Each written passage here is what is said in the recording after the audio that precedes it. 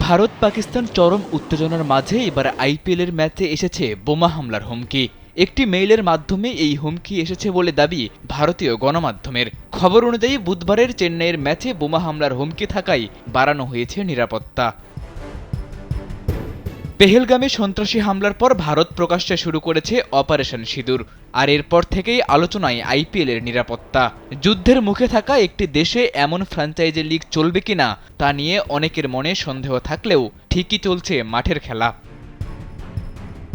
কেবল বুধবারের ম্যাচ নয়, মেইলের মাধ্যমে আহমেদাবাদের নরেন্দ্র মোদী স্টেডিয়ামেও বোমা রাখার হুমকি এসেছে বলে জানা গেছে। যদিও সেই মাঠের ম্যাচটি আগামী 14 মে। সেই ম্যাচের আগে এমন হুমকি নিঃসন্দেহে আইপিএলের জন্য বড় এক শঙ্কার কারণ।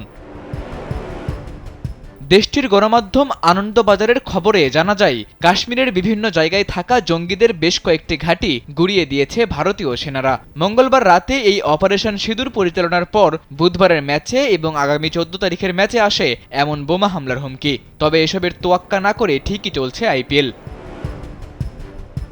আইপিএলের কোনো ম্যাচে জঙ্গিদের হামলার ঘটনা বাস্তবে রূপ নিলে তা ক্রিকেট বিশ্বে ভয়ঙ্কর এক ঘটনা হয়ে থাকবে, যার দায় পুরোটা নিতে হবে ভারতীয় ক্রিকেট বোর্ডকে। এখন দেখার বিষয়, বিসিসিআই তেমন কোনো রিস্ক নেয় নাকি মাঝপথে বন্ধ করে দেয় আইপিএল।